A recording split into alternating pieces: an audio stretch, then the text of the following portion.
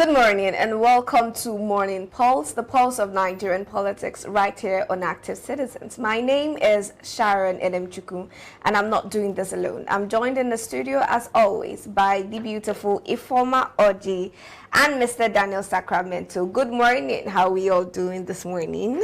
We're very well. Good morning. I can see that. Mr. Daniel is black and black. He's not smiling for anybody this morning.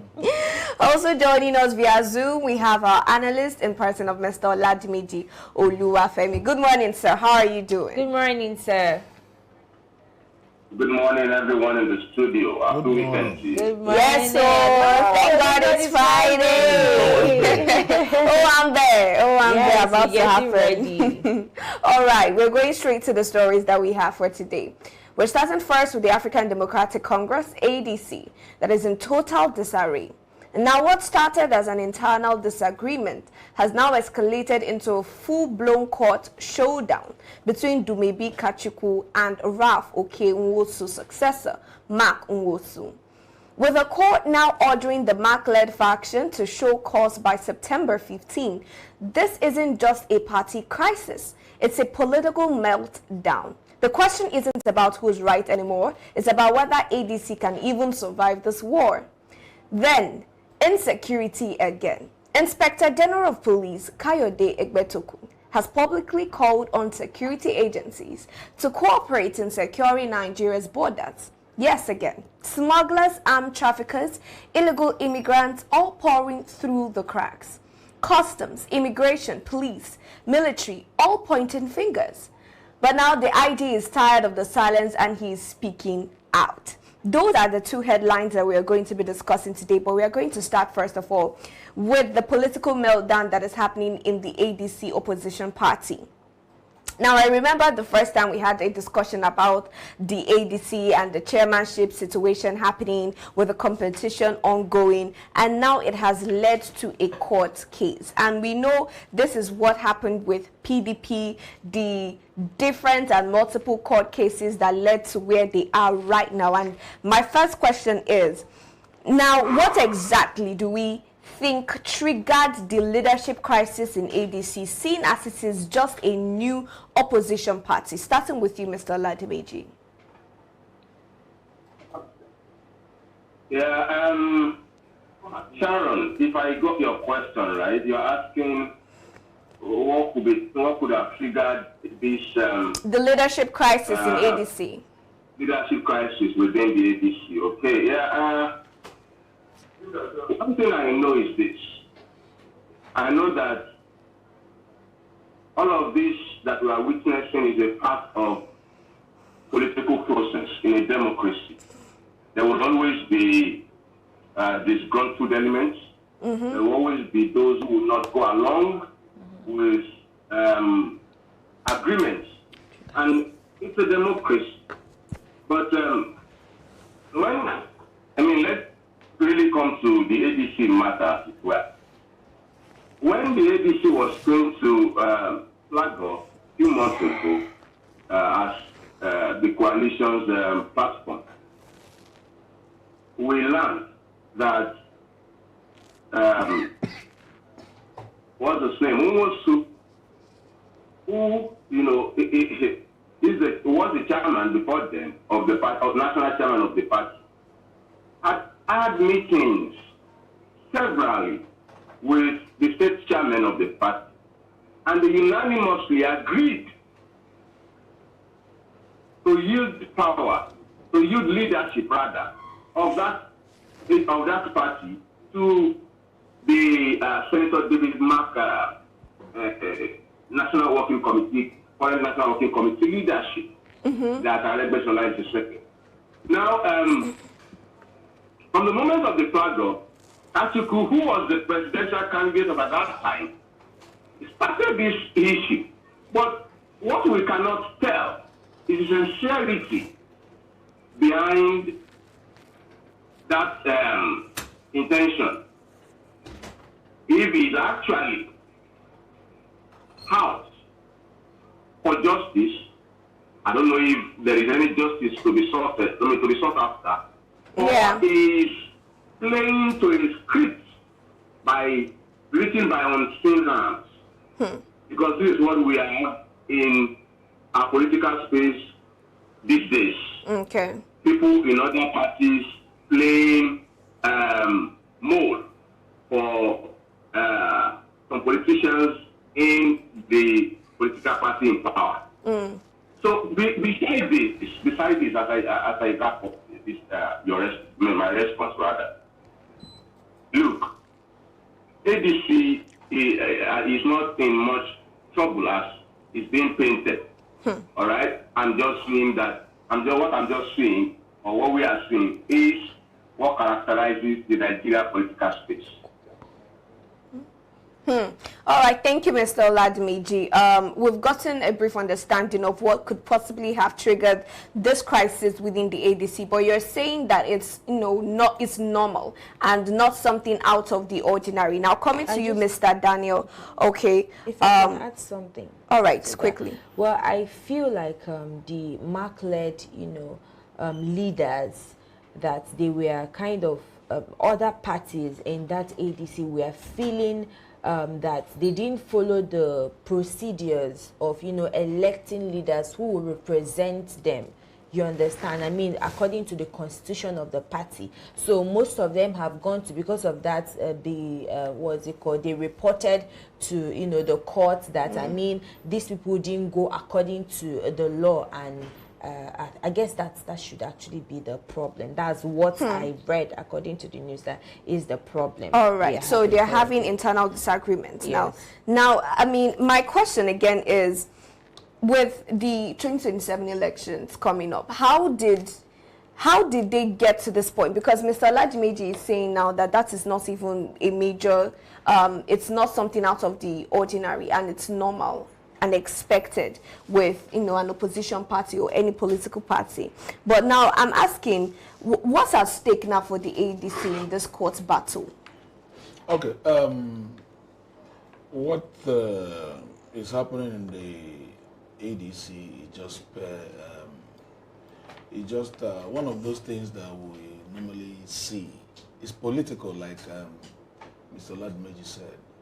Now, all these evil contentions is a plot to make APC a one-party, or Nigeria a one-party state system. That's where this is all channeling to. Now, like Mr. Oladimiji rightfully said, before the Mark-led administration came on board in the ADC, there was a meeting. It's quite laughable when people come out to say that, like the Kachiku guy is coming out to say proper things were not done. Maybe he was not around. But on a very, very transparent way. There was meetings after meetings before the handover by Raf Mosu over to Mark. Now, let it be understood here that Mark-led administration are still interim. That they are under interim. Okay. They've not had any convention where substantive executives would say, okay, these are the rightful now set of executives. Now, these are issues. All this disarray you're saying is that political intentions. People who want to be whatsoever they want to be. Now, it could be coming from the Articles camp, it could be coming from APC camp to make sure that ADC is in court till elections. And the kind of court they will be, they will not be allowed for to participate in the election. So these are the things we see, and I want to let us know that, please, for crying out loud, we are not in democracy. We are not. Yes. Bold statement. We are not in democracy. We are no longer in democracy. We are a demonstration of grace. And people must understand. Now, yes, we have to draw a thin line. Because the way we are acting, the kind of news that proceeds from and the things we see in Nigeria on daily basis doesn't show a country that is celebrating or functioning under democracy. So we don't have democracy currently now. Now, why I'm saying this is that after 1994 genocide that happened in Rwanda, Nigeria is not anywhere close to Rwanda as it stands today. There is stability virtually in everything. It shows people who understand. Now, somebody will come out to say, how many political parties do you have in Rwanda? Come on. This unnecessary selfish interest that will not allow the democracy of Nigeria to grow should die down. It should die down, and let's move on. Otherwise, we don't see the reason why we keep saying we're talking about 2027. Look at the things we are seeing. I don't even like discussing 2027 because things that ought to drive us to 2027 is not yet. We're not seeing anything. No, that's why I want to ask, because this is part of a bigger picture now. There is something that Mr. Daniel said that I really agree with, that this might be influenced from, we don't know who, the opposition parties that would try to keep the ADC in court till the elections. Now, I'm asking now, do we now think that the ADC lacks the political structure to be able to portray itself as a major opposition party come 2027? Because at the end of the day, we cannot deny the fact that 2027 is the goal for most of these people, not just for them but for Nigerians. They are hoping that in 2027 there will be a different leadership, a different Nigeria, a good one for that matter. But I'm asking now, because the ADC saying that they are going to oppose the leading party or the ruling party, they should have known that oppositions like this or battles like this would arise. Do you get? So I'm asking now, do you now think that they lack that political structure to be able to portray themselves as a leading opposition party? Yes, with the president, you could see that they lack political structure.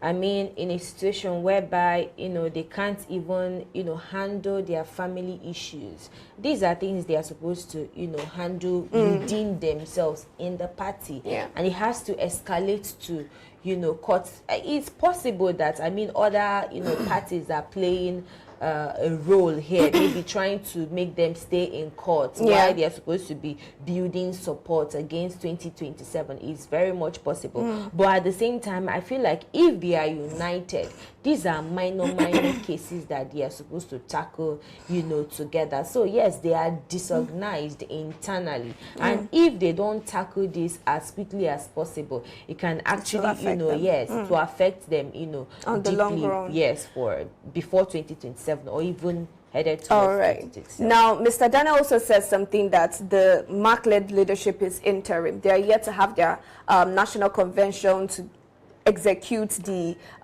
roles appropriately to people and individuals in the party. Now, coming to you, Mr. Oladimiji, how do you think, or do you think the National Executive Commission, the National Executive Committee, is responding appropriately to what is going on within ADC currently?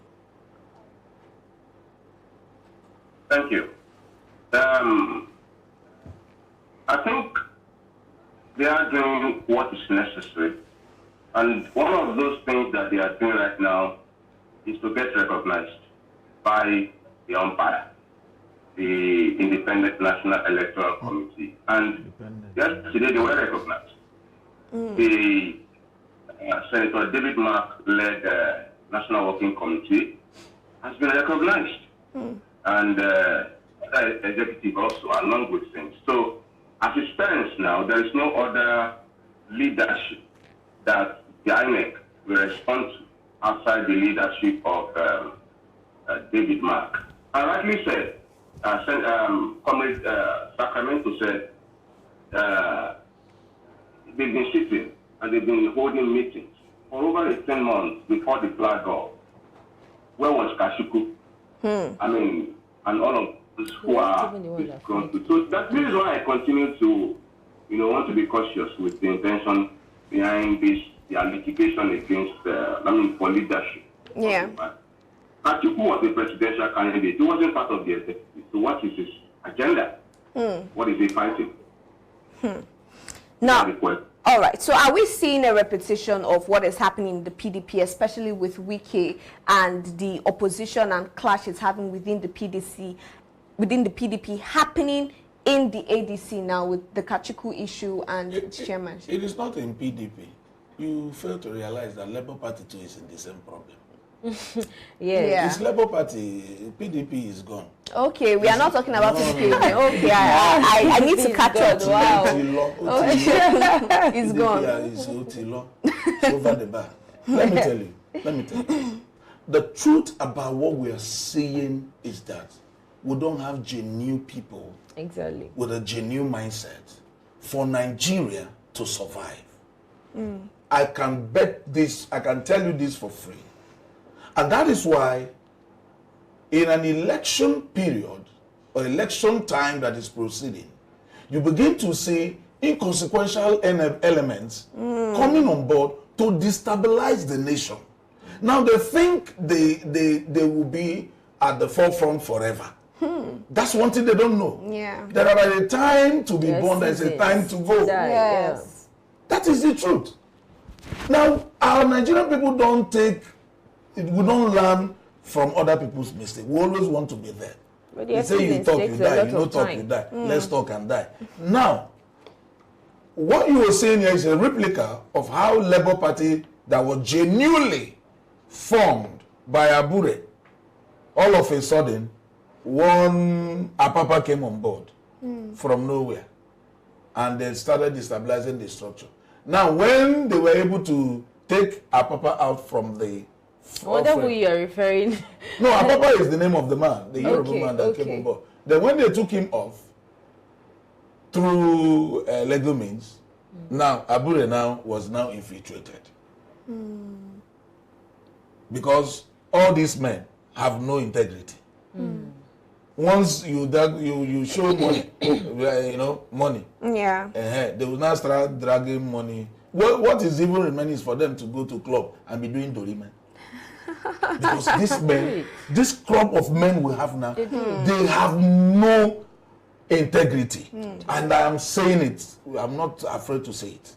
When you talk about men that had integrity, you talk about the likes of Abubakar Rimi, you talk about the likes of Solomon La, who never had any, everything he was, even as a former governor of Plateau State, he never had any house in Abuja. It was at his house in what's it called? In Plateau State, where he lives. These were people who had genuine cause that wanted this country to move forward. The likes of MD Yusuf. Yeah. These are people with genuine mindsets that want this country to move forward. But all these men who are older than this country. Yes, that's the only thing. You expect more from older people, but these people should be at the back, becoming special advisors. Yes. Advising the younger people, the generation, how to move. Now, where would their advice come from? Who are they going to advise? On what basis now? Look at how they are destabilizing the peace of this country, causing insecurity everywhere. That is where we are today. Now, ADC formed very well. INEC was there when this whole thing was transpired. Mr. Ladimeji called independent national election. Who said they are independent? They are not independent. Let's not go. They are not independent. On paper, they are. On paper, they will know. Okay. So they were there when ADC, Raf Mosu led administration handed over to the Mark-led administration. And this was under an interim basis because the only time Mark administration will be confirmed is in a convention. Yes. That's where they will be confirmed. The national convention. Yes. Now, if you begin to see all these kind of litigations here and there, there was an Hausa man too who started this litigation that said he was not carried along. He went to court. ADC. Now another person is coming. Yes. Now let me tell you, these things are cooked from different angles. Either somebody who wants to be a president in ADC No, does chairman. not has seen where that they are trying to sideline him, he will put fire there. Or the opposition party who only want one party system will infiltrate it. Please, the question is, where are we going to? That's a good question. Is how this country will grow? So when I hear people talk about that we're in a democracy, I said that person does not really understand. Look at Ghana, just Mama that brought that. Go and look how it's restructuring everything. If we want to start taking lessons, there are lots of African countries that we can take lessons from. Exactly. So what I'm hearing from Mr. Daniel, Mr. Oladimiji, is that it all boils down to integrity. That we have lost the group of men that have this integrity and are supposed to be fighting for the good of Nigerians. But coming down to you now, for the opposition party, not just ADC, but the LP and the rest of them, what advice can we give these people? Because we are seeing a possibility of this one-party system, standing in Nigeria. There is no advice sufficient enough that we can give to the politicians in the opposition as of today. A majority of them, a considerable majority of them have their fingers soiled already. No. And as a result of this, there is a choke hold on them, and there is a limit to how far they can take their opposition. This is why we are having issues with opposition today. Yeah. We're supposed to have a vibrant opposition, something that mirrors what we had in 2012, 13, 14, before APC came on board. That was opposition. Yeah. But what we're having today is politicians with choke hold on them, with their fingers swelled, to carry out the real responsibility of the opposition. So there is no amount of, advice. There is no amount of intelligent, scheme that you can tell to them that would, aid them in the opposition work. What I will say as of today is that if they are only interested in the redemption of themselves for being part of the rot that we are currently in this country, for being part of the debris that we currently see around us in this country, they should call the bluff of whoever is holding the chokehold on them and present to Nigerians the pathway, the real pathway, the genuine pathway to victory, and let Nigerians take it from there. Exactly. Thank you, Mr. Oladimiji. We are going to call it a wrap on the story because we are moving on to the next one. The IG of Police, Ebretokun, has come out to call out security agencies to join forces in protecting Nigerian borders. And I'm asking, what was the need for him to come out and publicly call for interagency cooperation? Do we think that was the right move, in your opinion, Ifoma? Yes, because I think he discovered that, the borders were, too porous. Criminals have, infiltrated the entire borders. Even the institution that are supposed to protect the integrity of the borders, they are extremely feeble, or rather weak. So I think he's it's more like a wake-up call for all of them, that it is time for them to stay in communicado, because I think part of the things, the lapses he noted that they were having is the fact that they are not, there is misinformation and they are not, lack of intelligence. You understand? So it's more like him trying to, call them to order. So I guess that was... All right. And now, I'm just asking, do you think this is a subtle attack on customs and immigration?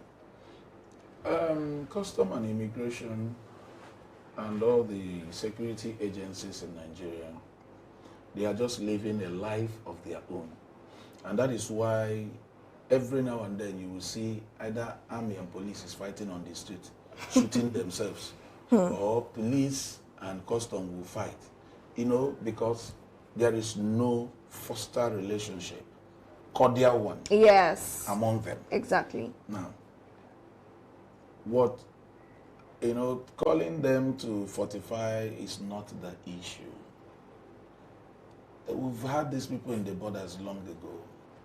And the more you fortify them, the more infiltration happens. So what is the problem? I was traveling yesterday and I saw a lot of checkpoints.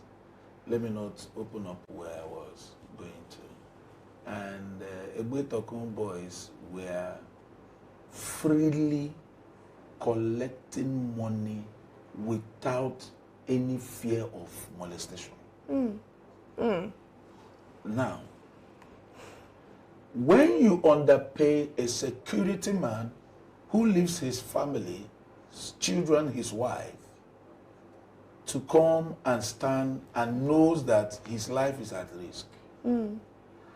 He knows there is no proper welfare for him. He knows that if he dies today, his family will suffer.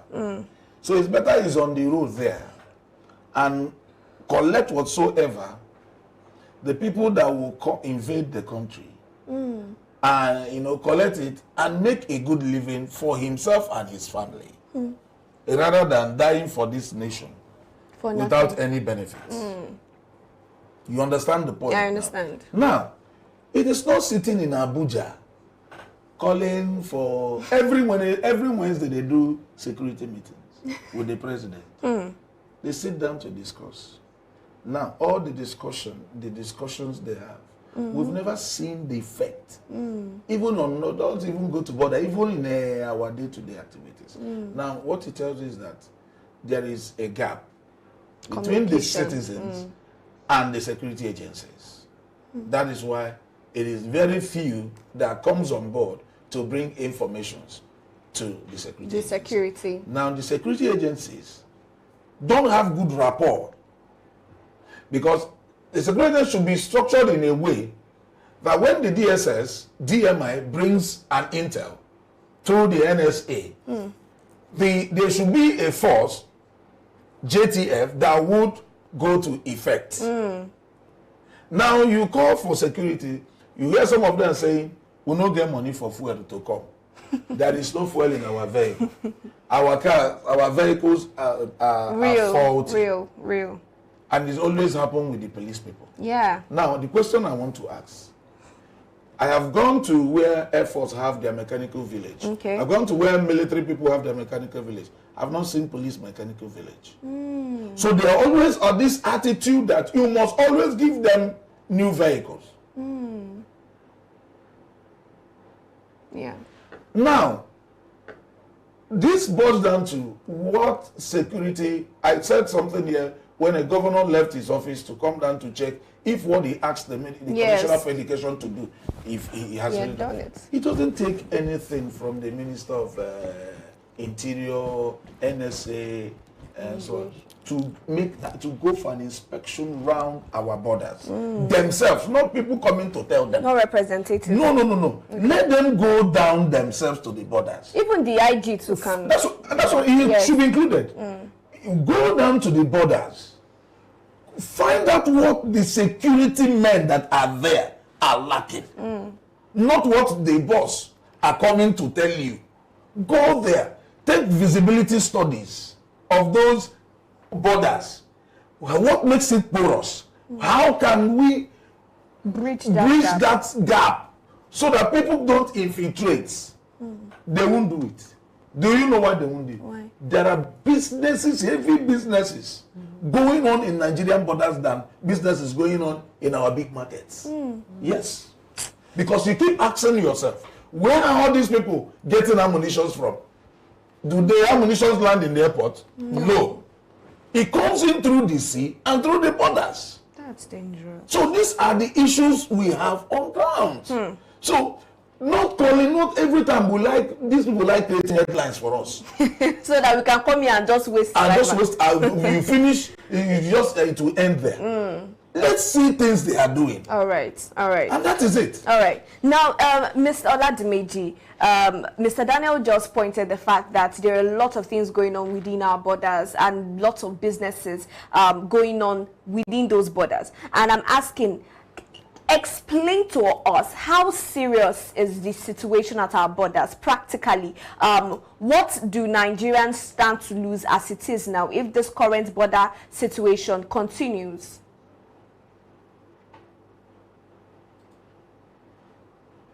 What? Sharon, Yes, sir. let me state first that the expired IGP of police is overreaching in his responsibility. The Nigerian police is starting with the responsibility for neighborhood protection of lives and property.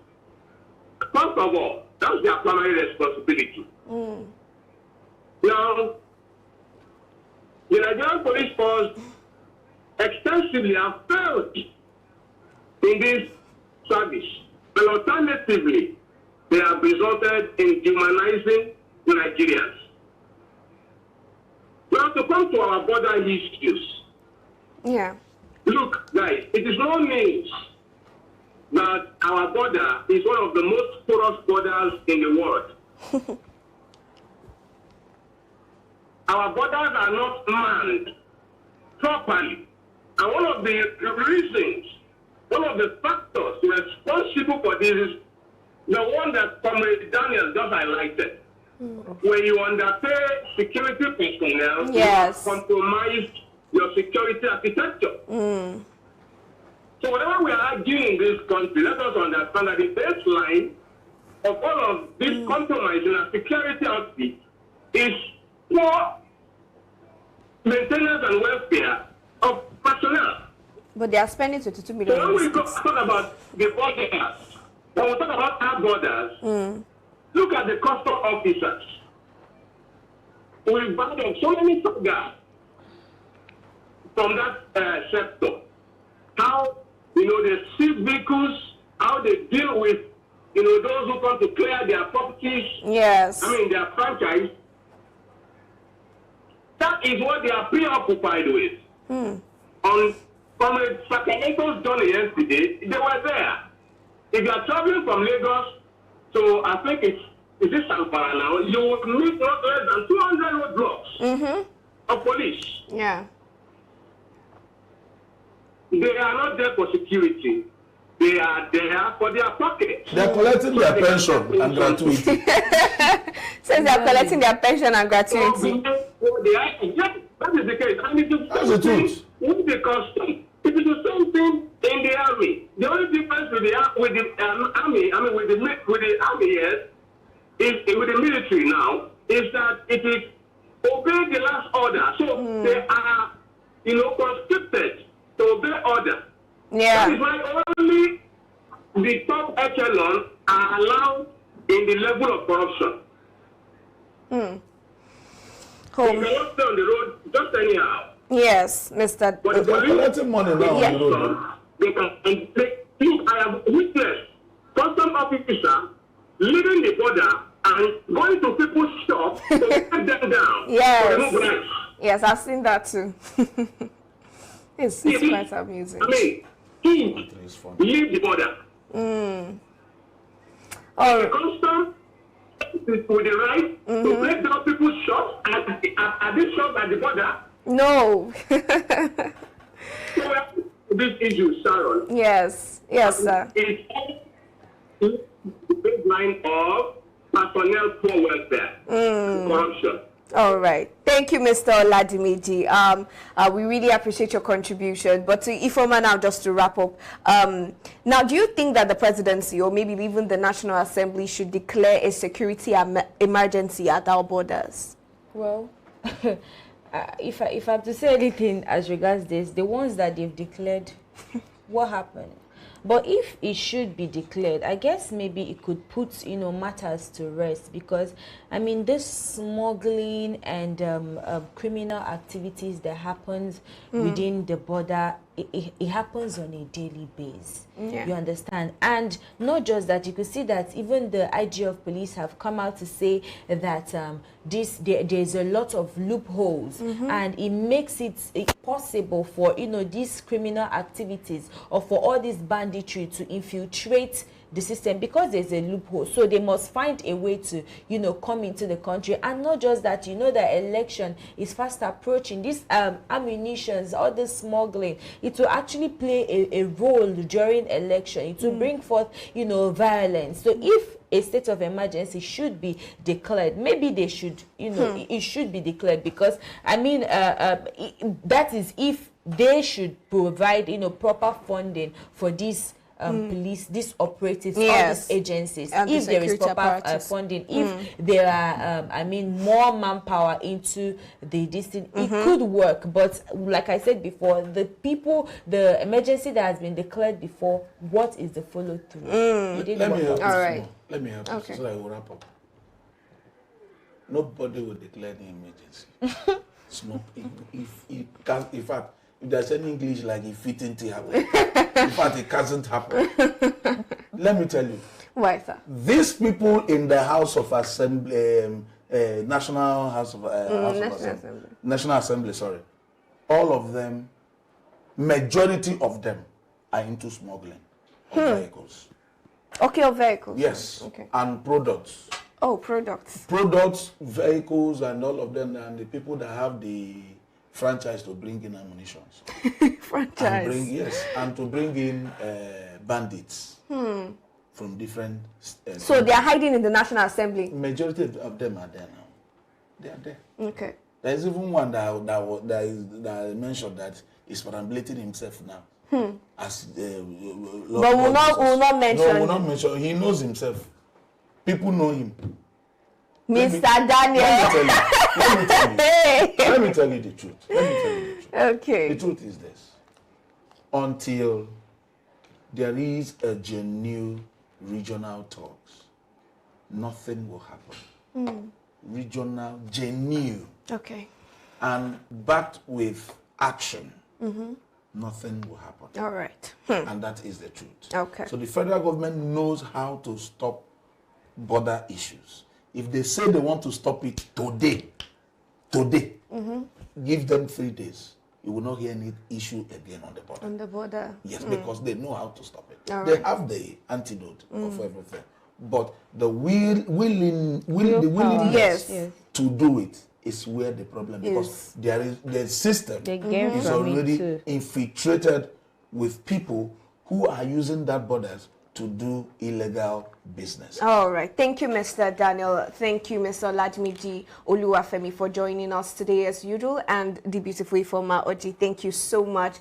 Right, we have discussed 2 different headlines, but they're all saying the same thing. From the situation in ADC, where the political meltdown is happening, and the situation at our borders. It's all pointing down to one thing. Nigeria is at the edge, and we need to put hands together as a nation to ensure that we safeguard the interests of Nigerians at large. To our viewers, thank you again for joining us as usual, for sharing your comments and liking. If you're yet to subscribe to our YouTube page, make sure you do so right away, and follow us across all social media platforms. That is one way you can be an active citizen.